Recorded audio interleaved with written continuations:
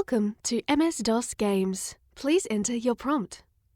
Run gaming lovers. Error. Run gaming lovers .mp4. Error. CD / gaming lovers / help. Error. I really wish I could do a different interface with this program. Quit. Error. Abort. Error. Fail. Error. Retry. Stop trying, idiot. Hurtfeelings.exe. Error. The Gaming Lovers Podcast with Brendo and Jem. G'day and welcome to episode 79 of the Gaming Lovers Podcast. I'm Jem. I'm Brendo. The gaming lovers back another week. Who would have thought? Yeah. Considering we do a weekly podcast, you probably could have predicted it. But here we are, episode 79. We're taking another trip into our Wayback Flashback machine to visit even older games. Possibly the oldest games one could ever wish for, really. The MS-DOS era. Floppy disk games. Oh, right in the childhood. Ouch. Sounds painful. Some of them are, though. We've been revisiting a few of the games that we grew up playing. And I think it's kind of like when you go back and watch old childhood TV shows that you remember parts of them, but then when you actually go and watch, you're like, oh my word, how can anyone stomach this? Yeah. Not all, some of them still hold up. We will get to that though. Before we get to gaming goals, there's some exciting gaming news, Brendo. I always love exciting gaming news. I'm particularly excited for this because I'm slightly less excited now. If it's not my exciting gaming news, it's your exciting gaming news. Could be anything. Aw. No, that's not a bad thing. We have different tastes, that's all. What level of excitement should I have for this gaming news? Well, you like Troy Baker and Laura Bailey, right? Absolutely, I do. You like David Gaynor as a writer for video games? Yes, lead writer of Dragon Age. Mm-hmm. Fan of his work. Combine all of those, you think that'd be a pretty good combo, right? I'm waiting for the the misstep here. It sounds pretty good. There's no misstep. The thing that makes it even better is that they have made, or are in the process of making, an interactive musical video game. Ha ha! Just when you think gaming has hit everything it could possibly hit. I don't think we've had any interactive musicals before. Not necessarily. I think some of them may have made fun of them or had bits and pieces. There's definitely great music in video games as far as soundtracks. Yeah. So I don't see why not. They've used all other kind of forms of media and storytelling and made interactive versions of them. So I think it was just a matter of time, really. You just need the talent that can pull it off and not make it seem too cheesy or terrible. Well, speaking of talent, did you ever do any musicals in high school, primary school? Yes. Yes? What sort of roles were you cast in? When I was old enough to be cast as main characters, we never really did musicals, sadly. I tried to include singing wherever I could because that's just who I am. But I do remember earlier in, I think it was around primary school, and they picked some of the kids from primary school to come and join the high school, and those that could sing well got special roles. So I was one of those. Well, there you go. Well, I had a co-lead role in my grade 6 musical called How the West Was Warped. And I was a chicken wuss son of a very popular sheriff, but I was not quite as skilled as my namesake, and promptly had to jump around a stage in my underwear to combat the opposition of our little cowboy troop. So that's how I got it. And yet, still not the most afraid thing I've ever had on stage, because video games can give you every sense, every emotion, every up, every down in life. And now I'm looking forward to something even more scarier than horror video games. If this is truly an interactive musical, forgetting your lines on stage and completely flubbing the entire script because you've just lost your place, that feeling of terror, I hope, is a part of this game. Oh, poor little Brendo. You're much better at performance now, though. There was a lot of pressure to remember. I had a lot of speech, and I was not good at public speaking then. And all it takes is that one bit of panic to strike you at the wrong moment, and suddenly you've just sweating inside your mouth. And you don't normally have sweat glands in there, but you feel it, and the nervousness gets to you. It's making me anxious now just thinking about that. Mm-hmm. But you are a fan of musicals, so there's no surprise that this is basically just like a dream thing for you. Yes. If it's done well, this could be epic. Depending on how it's delivered and structured, it could be a disaster. But given the caliber of names linked with the project, I'm very optimistic. Well, something to keep an eye out for and an ear out for, because it is an interactive musical. And it's being made in Melbourne, so that's cool. Well, there you go. Maybe you should. Maybe I should submit my resume for. We just send clips of you singing the Gaming Goals intro. Yeah, well, hey, I've got range. So, Brendo's got range. Fascinating bit of news. Well, I guess it is time for our Gaming Goals. I love Gaming Goals time on this podcast. It's when I get to brag about all the amazing games I've played this week, or I feel really bad because I haven't played many, and it usually is either one or the other. There is no middle ground when it comes to gaming goals. You either excel or you are a dismal failure. With me, it's all or nothing. Sorry. Now that we've been talking about musicals, I'm just going to keep breaking out into song. That was a little bit from Oklahoma, by the way, you guys. You're welcome. Okay. We all knew that, didn't we, everyone? That's fine. Of course. Gaming goals. I have beaten some games. I have games in progress, and I've even started some new ones. So where should I begin? The beginning?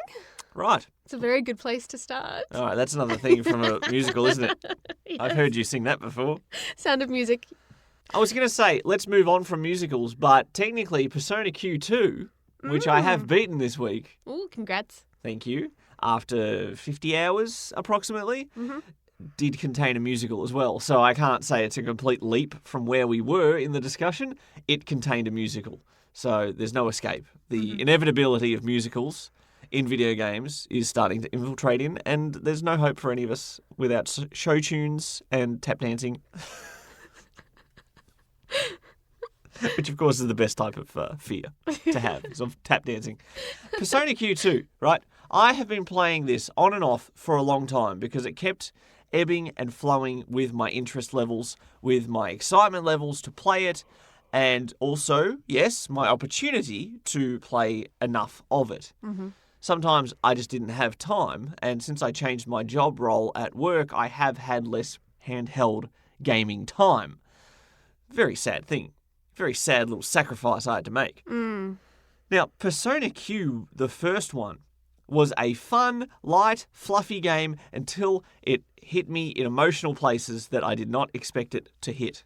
And when that happened, there was a lot more heart in Persona Q than I thought it was going to have. I thought it was going to be a fluffy, light, silly, novelty side game. And it had a great story and great characters and a great emotional message. And then I was about 50% of the way through Persona Q2 and I wasn't feeling the same vibes, to be honest. It was just a lot more shallow, a lot more by the numbers until I hit that second half. And suddenly it actually wound me up and I felt the emotions welling inside me, and there may have been some damp eyes at some point. I just got fluff. I jammed the stylus into my own eyeball. That's all that was. But it was pretty darn good. In the end, when all's said and done, I think Persona Q2 was good. I am wondering if the Japanese dub, after having so many Persona games that have had English voiceovers, and then this one they did not localize in that way. Yeah. I wonder if that prevented me from getting invested as much and as early as the other games, like Persona Q1. So that's what I think happened there. I did enjoy it. It is a bit grindy at times. If you don't grind, I played on easy and I struggled against some of the bosses. So if you don't take the time to grind, you don't get the progress. Yep. And that can sometimes feel like a chore more than fun. Yes. That's a common thing with a lot of JRPGs. Like from Sword Art Online series to Persona series to Cold Steel, like all of them require a bit of grinding as far as combat. It is inherent in anything that you have to boost stats and they set like boss fights for you to have like an obstacle. Overcome this, and you have to work your way up to overcome it. Otherwise, but it can be scaled incorrectly either way. It can either be too easy or too hard. Totally. And if you're overpowered and you just steamroll through bosses, there's no sense of accomplishment. There's no sense of like, oh yes, yay, I did it, yay, woo! Finally, there is nothing better than when you struggle against a boss and survive by the skin of your teeth. And JRPGs, unfortunately, are notorious for lining up, especially the final bosses. Here's 6 boss fights in a row with no breaks in between. Thankfully, Persona Q2 kept it sensible. Maybe there was 2, I think, as the final boss, and I did not struggle against them after like 25-minute fights that you sort of expect in these games. The final boss that just takes forever, and you're just terrified that one turn is going to go so badly and wipe you all out. Rage quit. You do not want it. The music in Persona Q2 is badass. If you like Persona music, there's a Persona music for you. They have battle themes in the style of Persona 5, Persona 4, Persona 3, Persona 3 Portable. Your girl's in there. Yes, I know. And hey, you were so excited that the Persona 3 Portable female protagonist finally got another run in a game. And I have to say, she was probably the second most important character in that whole game. Woohoo! So, good on you, unnamed character.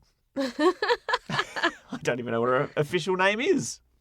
I know what I refer to it as. I think it's Minako. Well, good on you, Minako. Persona Q2, done and dusted, and that means I can move on from my uncomfortable Nintendo 3DS. Because I do not like holding my 3DS for extended periods of time because it makes my hands cramp or get sore or it pokes in weird places. For something that's basically a rectangle, it hurts a lot for me to hold my DS, and I don't know why that is. But now I'm back to the PS Vita, and I have never been happier to go back to my beloved little handheld that is underappreciated.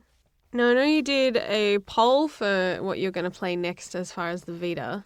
That's right. What won? Earlier this year when we went to the United States of America, we purchased some bargains and some not so bargains, but Vita physical titles. Very rare here in Australia. Yeah. And so when we see things that we don't normally get to see in our home country, we sort of want to snatch them up. Yep. Since we both have PS Vitas, if we buy a physical cartridge, we can both play it for the same price instead of buying 2 digital copies for our respective Vitas. I had a visual novel called Muv Love. Don't tease it. Apparently it's great. Muv Love. I had a action-based game, Odin Sphere Life Tracer. I promised myself I would look up how that's pronounced. Still haven't done it, but Life Racer will have to do for now. It's probably not correct. It may be culturally insensitive for me to completely butcher some sort of Norwegian sounding word, but it's fine, guys. It's not meant with malice. And the winner by a landslide was the Japanese RPG Ys. Not Untitled Geese Game, but this is the titled Ys game. Big Y, little S. And it is a series that has been around for a long, long time. I am doing something very brave. Something very brave. Really? I am starting a series partway through. Ooh. And for me, I don't have OCD or anything like that, but I just like to start games from the earliest entry and work my way through. Doesn't matter if the first 6 games in the series are garbage. If the 7th one is apparently fantastic, I like to have that history. Now, the benefit is, starting with Memories of Celceta, which is technically a remake of the 4th Ys game, there's that wonderful plot device that happens in every second JRPG. Your character has amnesia. And so he doesn't know what's happened beforehand. You, therefore, as the player, don't have to need to know what happened beforehand, so everyone's happy. You play as a red-headed man called Adel, and I think the concept of this game is quite cool. You have no memory, but you went into this giant forest, the forest of Celceta, and everyone who goes in there dies, basically. No one comes out from that forest alive. So people want it mapped. They want to know, because there is resources in there that needed to be harvested.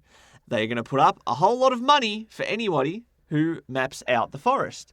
So you and your buddy, who's money hungry, and you have no memory, but you know something happened to you in that forest because you went in it previously and survived. Ooh, the boy who lived. That's So you go into Voldemort's... No, it's not. You go into the forest to map it out. The more percentage of the map you uncover, the greater your rewards from the people bankrolling it. And it works on a nice little system like that. The more you chart, you go back to base, you get paid for it. It feels like a worthwhile effort when you get that reward for uncovering more map. The gameplay itself is more real-time combat than turn-based, like in a lot of JRPGs. It's made by Falcom, which is the makers of Trails of Cold Steel. Yeah. So in the town sense, the animation, the style, the music, it all feels like one of their games. But the combat is a bit different to what we're used to. A bit more real-time, a bit more grindy.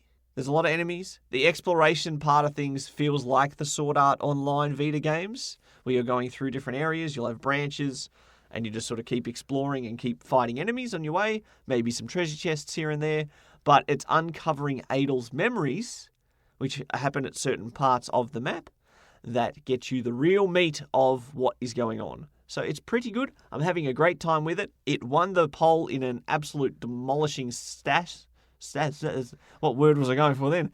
An absolutely demolishing statistics. Yes.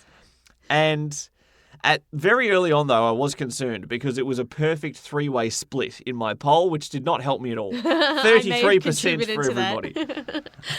Did you balance it out? I did. I didn't mean to. It's not like you can tell which ones other people have voted for. I just thought Love was pretty funny, so I voted for that. Look, Love itself may be a stupid name, but it's a pretty cool concept for a visual novel. And I do want to play it one day. It starts off slice of life-ish in a high school. You know, the girls are there to be romanced and wooed. Of course. The studies are there to academically excel. And then, like, aliens attack and it becomes a giant mech thing. So it completely pivots partway through, but apparently it's fantastic. So I can't wait to play it. So you can't judge games like that by their cover because they might look silly and almost childish, but love. Some of them have a lot more depth to them than you could imagine when it comes to visual novels and JRPGs. Don't judge a virtual book by its virtual screenshot. Is that right? Pretty much. The only other game I have been playing recently, if you've been tracking my YouTube channel, Hyper Brendo, you would know that I played more Resident Evil VII for Spooky Month 2019, a few years late. Shush. Don't judge me. I had some struggles in this session because I was playing very tired.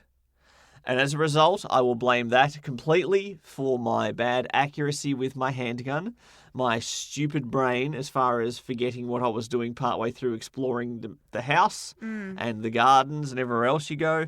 I died repeatedly on boss fights. I felt like a bad gamer, and that would normally be fine, but it was broadcast to the world and people were watching. So I felt very embarrassed when I died at a boss for like the 6th time. I'm like, I think I'm doing something wrong here. There's nothing worse than when you have a boss fight and they want you to do something very particular to beat that boss. A very particular strategy or a very particular weapon. And you're just so dumb, like myself, and keep failing at other stuff in the fight. So, yeah, I may have not been the best of my skills, but I still had a great time playing it. It got very scary. It got very scary.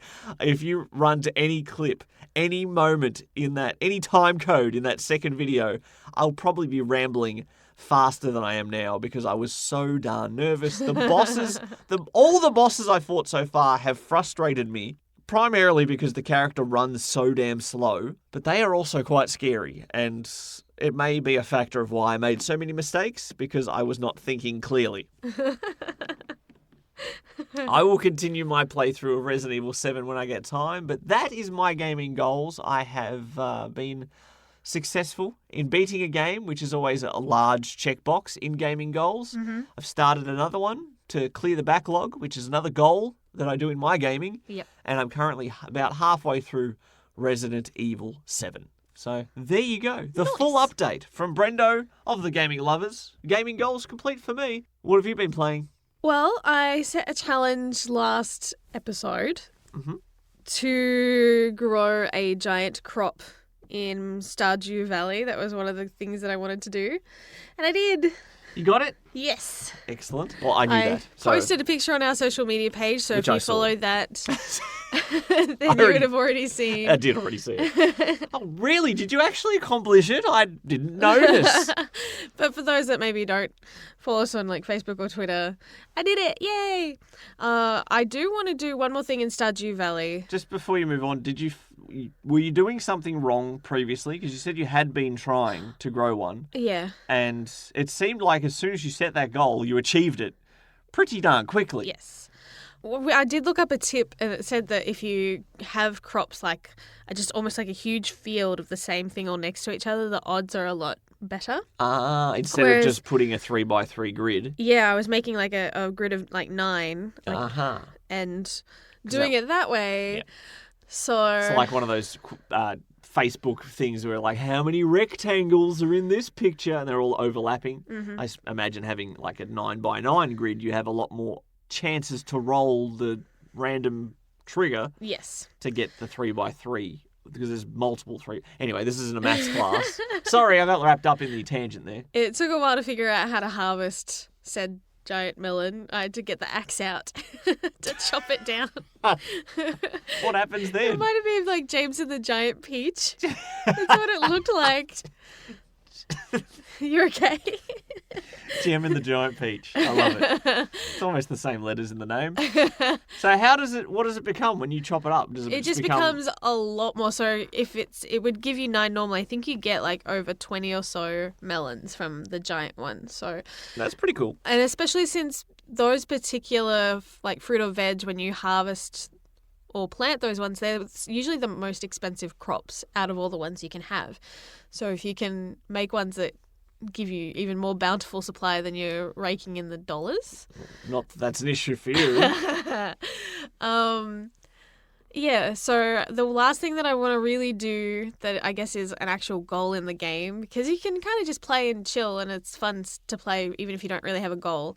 There's one fish that I have to catch. Just one from the lake. I think it's a sturgeon. Mm-hmm. A little blue fish. I've got all the others. And then that will finish fixing the community hall. And I feel like that's also like a big in-game kind of thing to move the story forward, because right now I'm kind of like stagnant with everyone. It's kind of creepy seeing there's kids in this town and they never grow old, right? Ooh. It's concerning. There's something wrong with them. Anyways, so yeah. The other game I've been playing, Fire Emblem Three Houses, my New Game Plus run through. I have one student left to recruit. I've got all the other students. Got to catch one more. Why are they so difficult? Who's left and why is it so difficult? So Annette is a little tricky because the 2 stats that you need are ones. So she has Faith, which is like one of the magic-based attacks, and I think I've got that up. But then the other one is your natural magic ability, and that only levels up when my character levels up in combat. And I can't control which stats get boosted when she levels up.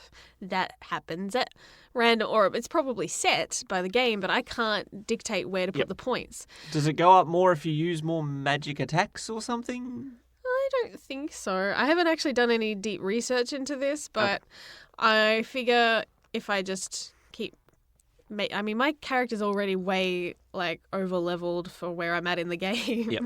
But I guess if I keep boosting that, then hopefully I can get Annette before time runs out. Because I really liked her. She was in my house in my first original playthrough, and I'm, kind of worried. I don't want to have to face her later and kill her off down the road. Oh. That would make me very sad. Come on, Annette. This is an honest-to-goodness call to arms for you to join Jem's 3 houses. The golden deer has just become this giant house. She's the only one who's standing her ground going, no, I don't want to. I don't want to go there. Gold's not my colour. Oh, dear. And I've put up on social media, much like you did, a poll for what Vita game I'm going to play. Haven't started any yet, but that will be discussed at the end of this episode as to what's next. That's right. Now, although this gaming goal seems a little light for you, you have been playing other games. within an internet browser. Yes. And we're going to be talking specifically about that and its counterparts right after this. Share the love. Like us on Facebook at facebook.com/The Gaming Lovers. Now, if we could talk anthropology for a moment, the human race, we have our museums, we have our art galleries, and we have libraries. All these things that collect all the great works made through human history. And yet, even on a digital level, there is an internet archive as well that is collecting web pages and digital posters and video clips, everything you could possibly imagine. And recently they added over 2,000 MS-DOS games to the Internet Archive that can be played through a web browser. No downloads needed. Yep. And boy, howdy did we have fun digging up some of the games we played when we were kids. Probably for me, some of my earliest gaming experiences. Putting in the floppy disk, hoping it didn't put a virus in the computer and destroy everything. Which it invariably would. Yes, especially if you borrowed from someone. It's almost like immediately like a cousin brings over a game and then just comes and kills the computer. Yeah, I have visited a few computer swap meets back in the early 90s with my father, and you would buy... Somehow they would always have the best games for very cheap prices, and I don't quite know how they did it. Through completely legal methods. It's I'm amazing. sure. It even had a discoloured sticker on the front with the logo of the game. Okay, maybe it wasn't completely legal, but that was how things happened back then. MS-DOS gaming, right? Before even Windows, my earliest computer was a 286, I believe. It had very few colours on its actual screen. Yep. It could probably show about maybe a total of 16 different colours if you were lucky. And it's kind of amazing how wide the MS-DOS gaming time frame actually is. Yeah. Because when I think of MS-DOS games, my brain goes to super simple games. Like my first computer had Snake. Yep. And this was before Nokia phones had Snake. I had Snake. I was ahead of the curve. Just trying to stay ahead of my tail in the curve because I don't want to hit that because that's how you lose that's how you at die. Snake. All those sort of early games. But then even games as late as what comes to mind? MDK, Quake, where you started to go into the 3D Yes. polygon games. Even those ran on DOS. So depending if your computer was strong enough, that DOS era actually is a lot more than just simple blocky pixels and terrible, terrible sound. They didn't have much to work with. Like many games from that era, they just had a few sound bites to try to make these sound effects, to make the music. I think I made your ears bleed a little bit. Just a little bit. With one of the games that we dug up. So it is amusing and a little grating. It's nice to see how far we've come in gaming, but there is something fun about going back to basically where a lot of it started. Yeah, for sure. I mean, we call ourselves the gaming lovers, and we are not just the modern gaming lovers. We are not just the retro gaming lovers, but we like games. We love the history of games. Yes. And even if you are like a teenager now, if you love video games, you really should. This is not just me pushing my opinion onto you.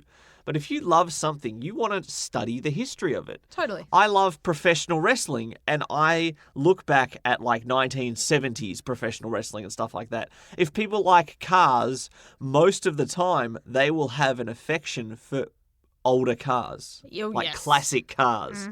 And with video games, I think it's exactly the same. There are some classic games which, are so iconic that they get remade time and time again. Yep. And others that are kind of maybe better left in the past.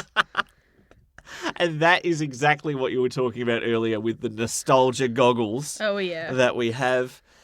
Let's start off just with a quick little tale about a game that I used to play with my sister on our computer. And it ran very well back in the day on our little terrible computer that we had. It was quite a cheap computer. It was a weak computer. So a lot of the high-tech games I couldn't run. But thankfully, there were things called shareware back then, which was basically a demo. You could get a shareware copy of a game, and it might come free with a magazine. It might be found at a swap meet. It might come as a bonus when you buy a speaker or something. Mm-hmm. So it came with shareware games. And me and my sister, we didn't have any Nintendo consoles growing up, so we missed out on such quality titles like Super Mario Kart. However, Jem, my dear wife, got to experience the joy of playing completely not a knockoff of anything. It's an original title called Scunny Kart. And Scunny had a series of platforming games. There was Scunny Save Our Pizzas. There was a few other ones. But Scunny Kart was the business back in the day. And you could play as characters like Handbag the Crocodile, Pussy the Octopus. All these great quality names. And when you go to actually play the game, it's nearly unplayable in modern standards. So maybe Scunny Kart was a little too nostalgic for me, and realistically, it's terrible. The frustrating things too is like the controls, at least on the emulator that we were playing on. I was thinking, oh yeah, it'll use the arrows. Nope. Like just pushing every single button on the keyboard, trying to figure out how to operate it. Well, that's just it. You could play 2-player mode on Scunny Kart, and because one person would probably be using the keyboard arrows and maybe the controls on the right-hand side of the keyboard, and someone else is pressing things on the left-hand side of the keyboard, you would frequently, if trying to play 2-player modes in these games, basically crash your computer because too many key commands were going in at the same time. That was a danger back then. Yes. Like you said, the emulator, right? Just before we get to too many details about the games that we think you should actually take a look at, and ones that maybe didn't quite live up to the reflection in our wonderful memories. The emulator, they're using a version of what's called DOSBox. Yep. And DOSBox has been downloadable on PCs for years, decades at this point, where you could run a command box, which can happen on most Macs and PCs these days. You can have a command box. You put in commands like the old cd, dir, run directory.exe. You can run simple commands without using your mouse, without using clickies. You can put in actual commands, and DOSBox simply made your computer think, or made DOS think it was being run on DOS when it was actually on Windows or whatever, and you could download the games as a file and run them on DOSBox like you would with any emulator. Emulation itself is not technically illegal, but providing the games themselves, that's where the legality issues come in. Now, because of copyrights expiring and things going to the public domain, and they're no longer required to be protected by those copyright laws, a lot of these games are now available perfectly legally and archived within the Internet database, the Internet Archive. And their website has a large amount of not only MS-DOS games, which we are focusing on today, but they have added Windows 3.1 games. They're a little more modern than your DOS games, but still certainly not your Windows 95 and onwards style of game. Definitely. It's incredible that these can actually run inside an internet browser now. You know, forget Google Stadia, forget that sort of online streaming. This is where the future is, in MS-DOS, in your Opera, Chrome, Safari, Internet Explorer, if you'd prefer, running MS-DOS games in a browser with no downloads at all.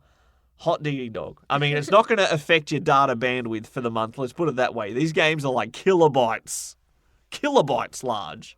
So what's one that you played that you know has stood the test of time? Do you have any examples? SimCity.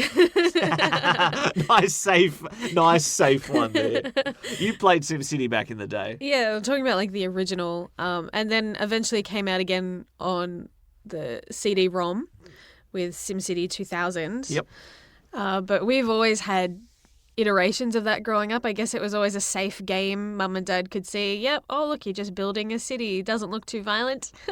Send in Godzilla. It's kind of funny how back then they were still worried about violence. Oh, totally. And Pixelated blood. Oh, no. But it's so strange to see how far the culture, the society has become desensitized to these sort of things. Totally. That if you play these games now, they are laughable. Yep. And there is no threat of me being influenced by the violence in these games. Mm-hmm.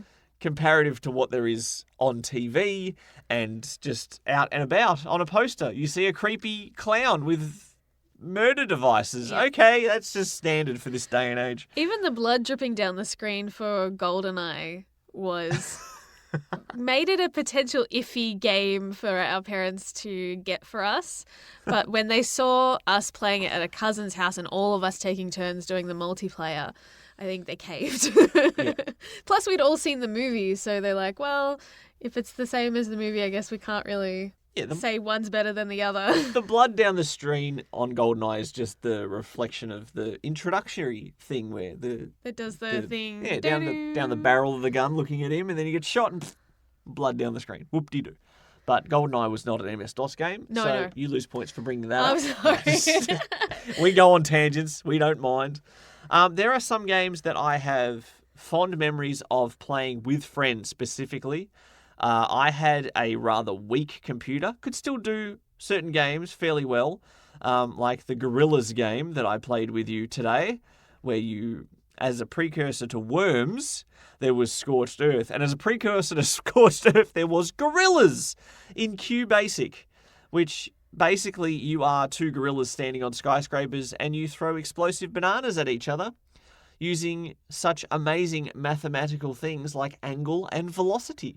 Mm. That's how I learnt what the word velocity meant back when I was like 5. So games helped me get smart, and I was not happy that I lost in our head-to-head battle of gorillas. Yep. You detonated a nuclear banana on my head, and that was all over. What a mess.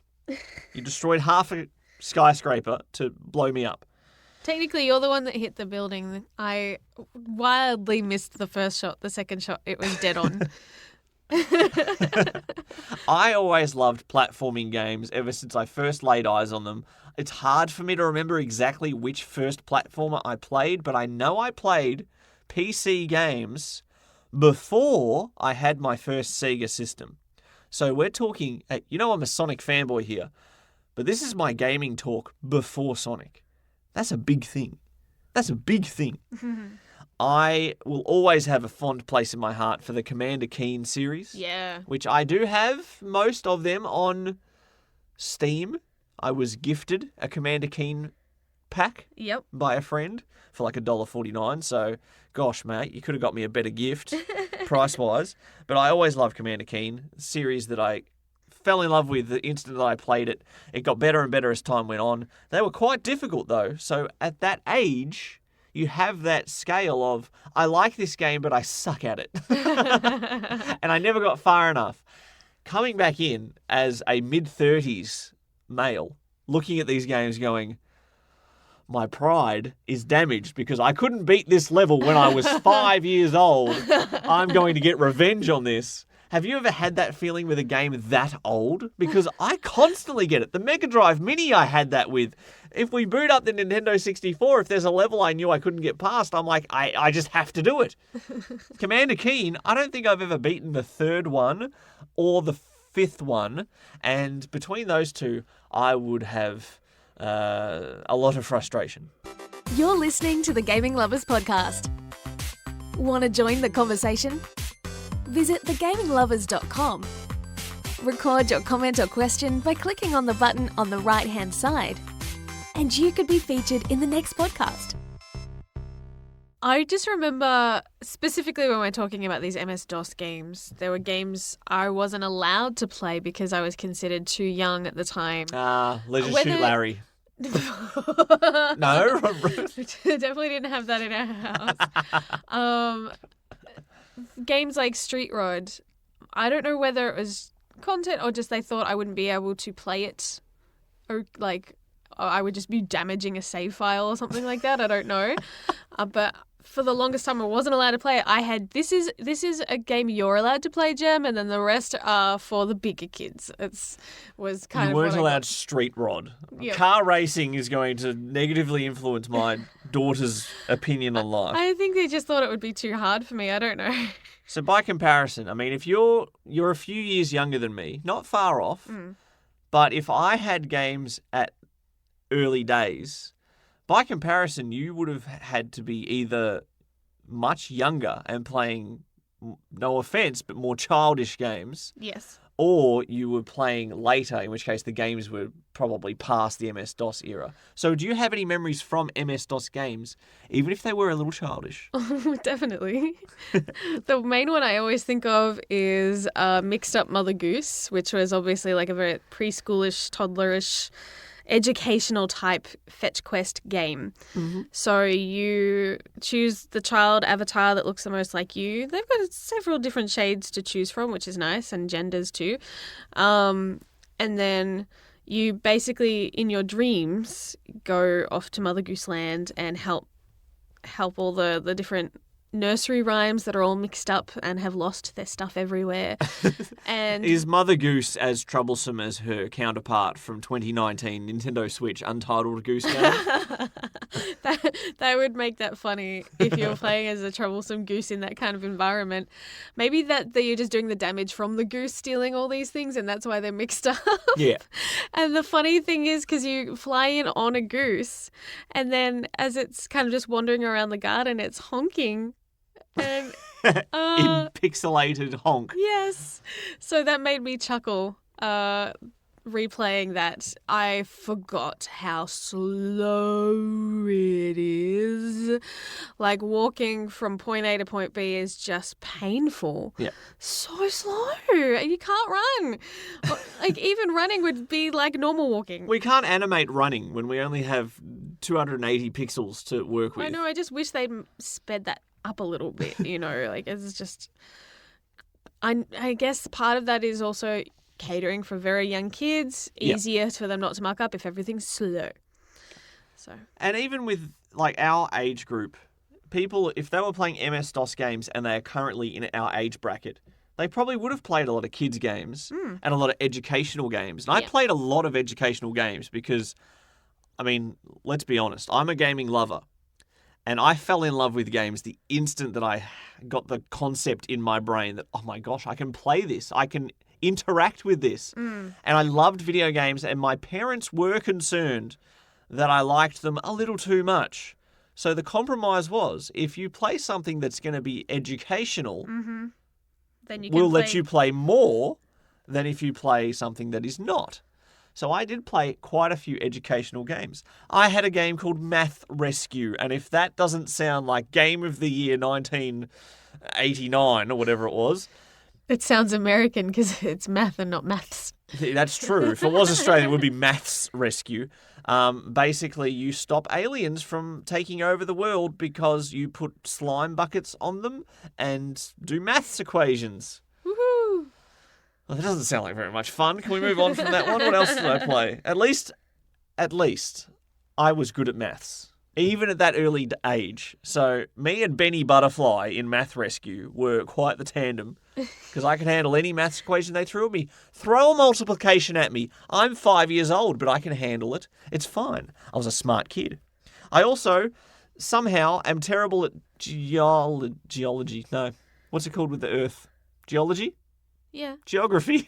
Geology. Oh. That's the study of rocks. Well, Earth is rock. Have you heard of Big Earth? I'm all about that. Geography.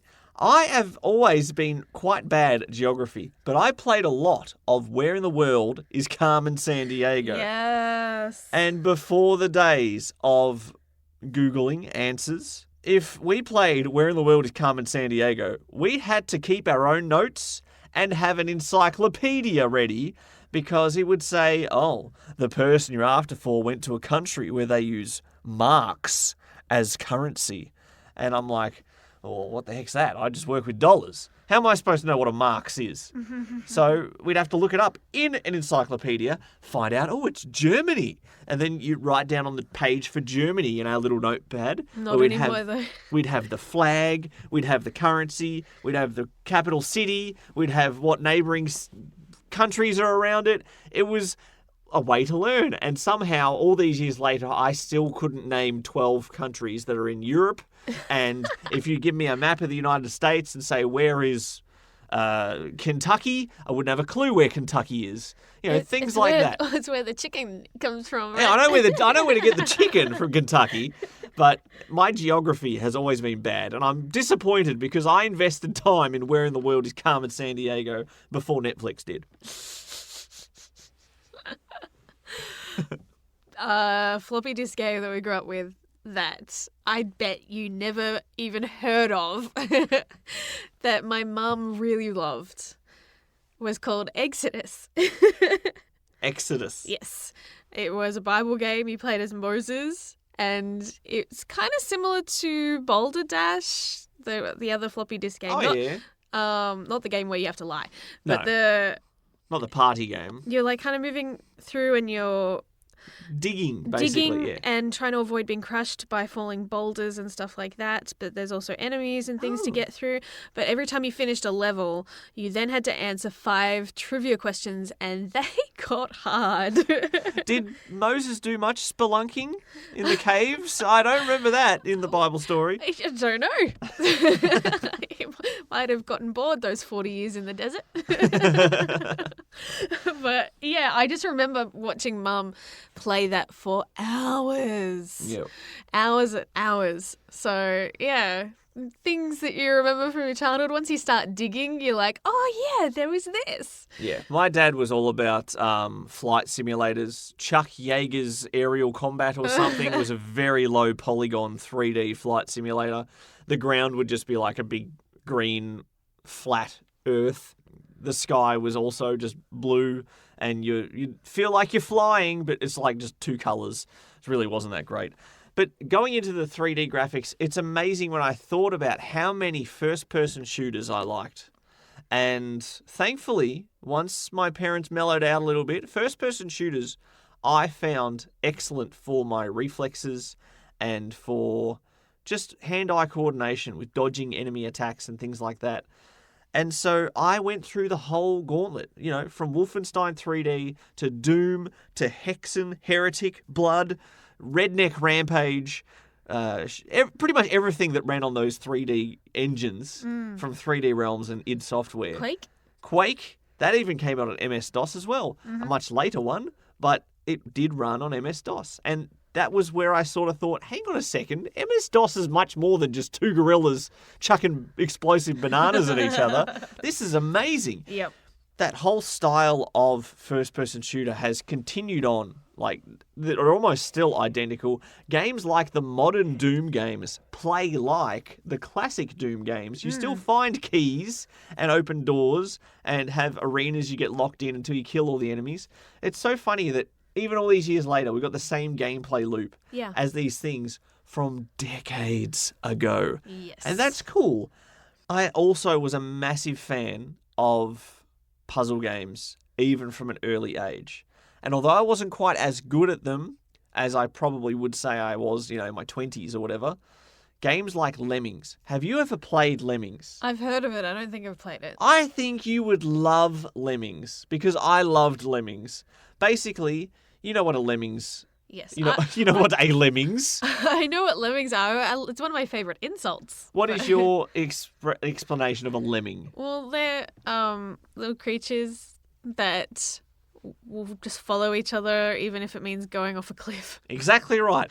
And that is the core concept of the Lemmings game. You have a bunch of lemmings. You might have 30 of them or so in each level.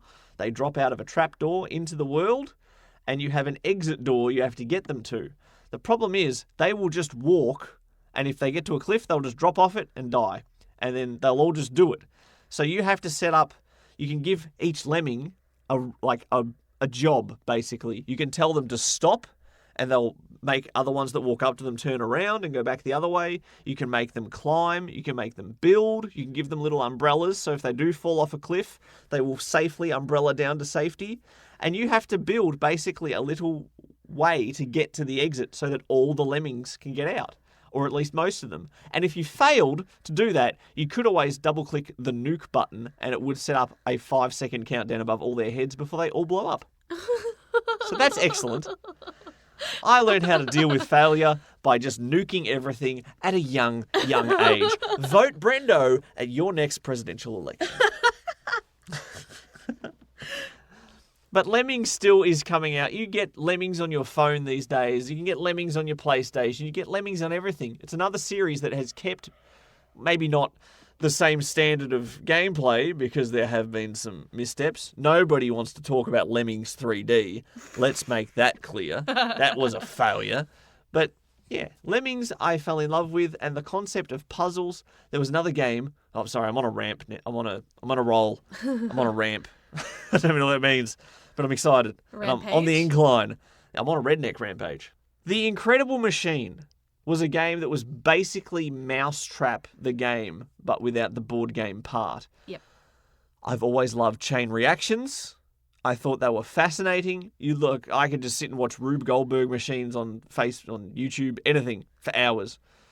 I've never technically played Mousetrap, the board game. Me and either. It's one of my great regrets in life. I have very few, but I've never played Mousetrap.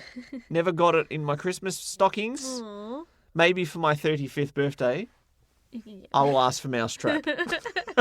But in this, you would have an obstacle and a goal, and you have to build a machine out of parts that would interact with each other to achieve whatever the goal was. It's a game I never technically had, but I watched friends and cousins play it, and I loved it so much. And now, thanks to the Internet Archive, I can have an Incredible Machine as well. What a wonderful day and age we live in. Do you think it's cool that the Internet Archive is saving all this sort of thing? Yeah, definitely. I think it's important to preserve, like any other part of history, whether it's information or media and entertainment, that kind of stuff is worth preserving. It's important to know where we've come from so that we can then go from that and see where we are now. Plus, it's also really fun to go back and play these games and then laugh at it. There are games that have lasted generations, like Prince of Persia, that started as an MS-DOS game. And let me tell you, the animations in that day and age looked so darn slick. I couldn't believe how good the jumping animation in MS-DOS Prince of Persia was compared to everything else on the market. And it looked like it was a 3D world just by a bit of perspective on the pixels. Mm-hmm. Top stuff. You also have so many other series, in particular, a game series style that I never got to really play back then, but I am playing more of these days, is the old point-and-click adventures from LucasArts and games of that ilk. Curse of Monkey Island, Secret of Monkey Island. Sorry, there is a difference. Should have said Secret. Got them in the wrong order. Monkey Island, Space Quest with Roger Wilco. Yep. I had one of the Roger Wilco games, maybe the fifth one. It's one where you're in space, you have to sneak a peek at people's exam papers to get the answers, so you know what answers to put on your test. If you get caught, you die instantly. If you do anything wrong in those games, you die instantly. And just like Mixed Up Mother Goose, you have a score in the top right corner. So if you want to play through to the best of your abilities, you will have your score out of 108 or whatever. Yep. And the things like that. I was not smart or good enough to do these games, and when I see screenshots of them, even in this day and age, I think, should I play the Space Quest series? Play the whole thing? Should I play through Monkey Island 1?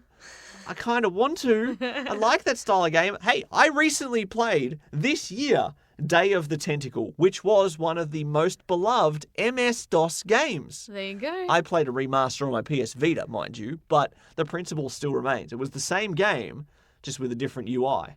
Mm-hmm. So I can play them, and I might. I'm getting way too excited for this. I need to take a breather. Oh my gosh, MS-DOS is the best!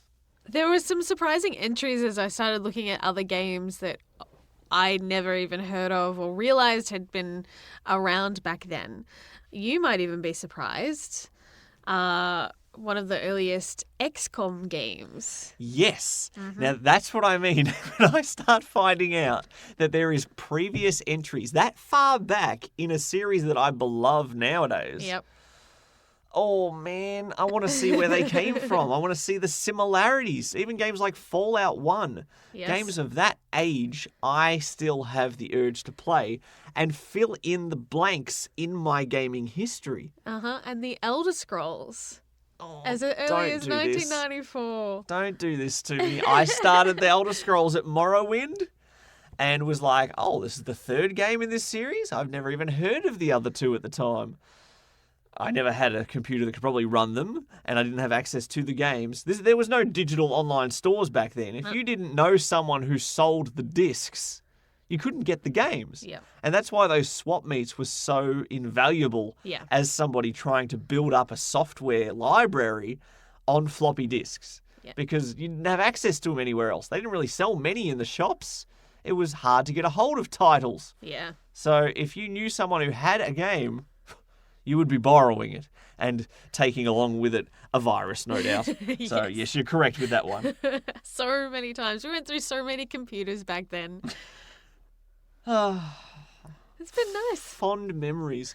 I want to know if people have MS-DOS games that they, for starters, love, undeniably, unabashedly. Have no fear. We will not judge your affection for whatever the MS-DOS game is. Especially the ones I grew up playing. There's absolutely no judgment with other people's games.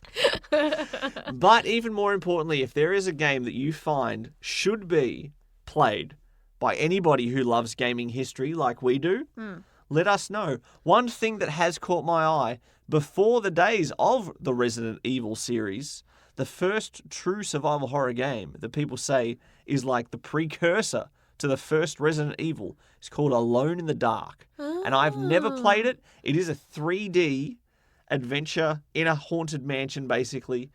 It's like Resident Evil, but before Resident Evil. And probably not as good as, but I can easily adapt to bad games. I play Sonic the Hedgehog for a living.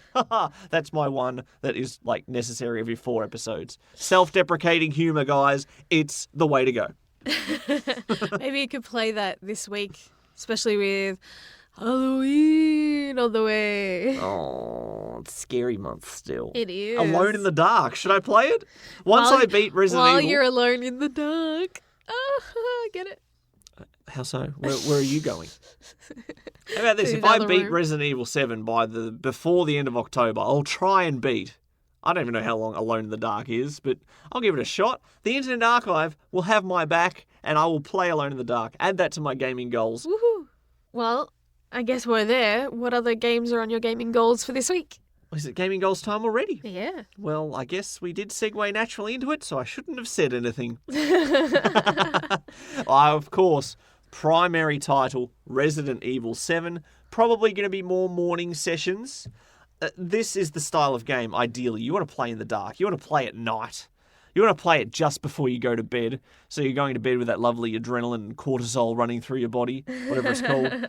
No, it's not true at all. Don't do that. You will not have a restful night's sleep. However, I'm working late, which means my gaming time is in the morning. So I'm sorry if my YouTube streaming schedule doesn't line up very well with people's things, but they archive the clips, so it's okay. It's okay. Resident Evil 7 will be my primary thing. I maybe might even be able to beat it this week. I don't even know how long it technically is, so maybe I'm completely wrong. But I am enjoying it, I'm motivated to play it, and those are the two that usually govern how much gaming I do in a week. Greedfall, I am also playing as well, but that's definitely taken a 4th or 5th row back seat. Yep. So that's not quite on the priorities list. Yes, on my PS Vita I will be playing, and yes, as weird as that sounds, apparently that's how it's pronounced. Yes. I keep thinking you're saying yeast. Yeast. That's not quite what I'm playing. But yes, Salsetta. I've forgotten again. Why can't I even know the games that I'm playing? Man of Medan, Man of Medan. I don't know. Salsetta, Kelseta. I know it said it in the game. I should have paid more attention. But I'm enjoying that, and I will be playing it as much as I can And apart from that, we're about to hit peak gaming season for the Christmas run, so we better get our Christmas lists in soon, because who knows what gifts may end up under a tree. What about yourself? What are you planning on playing this week? You had a bit of a light week last week. You going to dive deeper into the DOS archives? Are you going to head back to the PS Vita like you promised it? You don't want to break your promises to an unappreciated console. It may not love you back. Definitely planning on getting back with the PS Vita. I'm in the mood for like visual novels at the moment, so it's just a matter of figuring out which of the three. We've had some feedback, but not enough to actually have a clear winner at this stage. Ooh. So I might give it like another day or two. Okay. So if you want to help me pick a visual novel as far as what I'm going to be playing next, you can head to thegaminglovers.com and find the links for our Facebook and Twitter, and you can vote there. Let me know what I should play. Well, there's maybe I three will. choices. There is Hakuki. A hard cookie? Is that what you're eating? Hakuki. Edo Blossoms. Hakuoki. Hard cookie. Oh, I The should be traditional better at reading Japanese Japanese. game. Hard cookie. Yes. Code Realize and Seven Scarlet. Cool. So all very girly, very typical visual novels. Look, we've had this discussion many times before. I don't judge the PS Vita games that you play, and you don't judge the PS Vita games that I play. Exactly. You know what's difficult? I have morals, and there is a game made by the director of one of my favourite series, Zero Escape, that was released for the PS Vita that I didn't even notice at first until I checked some game listings of who made what and stuff like that, called Punchline, and it sounds hilarious, but it sounds a bit pervy, and I don't know if I can play it or not. Basically, you are a guy that if he sees underpants twice, he blows up the world. And you have to get through a puzzle game, and you can't look at underpants. The whole game. Sounds hilarious. And it's made by one of my favourite game directors for their weird, twisted sense of humour. And I don't know, it's just a bit too weird. I don't want to be caught in public playing that. How did we get to this? I'm embarrassed now. I'm embarrassed. I don't know. So I'm still going to be playing a little bit of Stardew Valley to try to catch that darn fish. Yep, get One that fish to sturgeon. go. Hashtag sturgeon hunting. How do you even spell sturgeon? And I've got that one last student to recruit. I've got very limited time to do it in before the time leap, so That's right. he's hoping that will go well. Come on, Annabelle. Annette. Annette. Totally not Annabelle. Sorry, Annabelle. Yeah, those are my main. So I will be playing those while I wait for the vote, I guess, to come in for the Vita game. Yep. Well, we always love to have our interaction with our fans, with our listeners. If you have your gaming goals, let us know what you're up to as well. At Brendo and Jem on Twitter. Let us know what you're playing. And more importantly, what's on your Christmas list for the end of this year? Because we've got Jedi Fallen Order coming out soon, Pokemon Sword and Shield. Have you seen the long Meowth? It is ridiculous. Ridiculous, but I love it. I just want the unicorn one. We have Death Stranding around the corner. My goodness me, we are having a lot of games coming out soon. We don't know much about them, and that's kind of exciting, kind of worrying, but who knows what the future holds. Who indeed? That's it for us today. I'm going to play some Lemmings because now that I've talked about that, I have that effect on myself where I'm very easily impressionable. So susceptible. So I'm going to play Lemmings. I'll see you later all. Until next week. Bye, Nara. Chowski.exe. Thanks for listening to the Gaming Lovers Podcast. For more episodes or to watch some live stream gaming, visit thegaminglovers.com.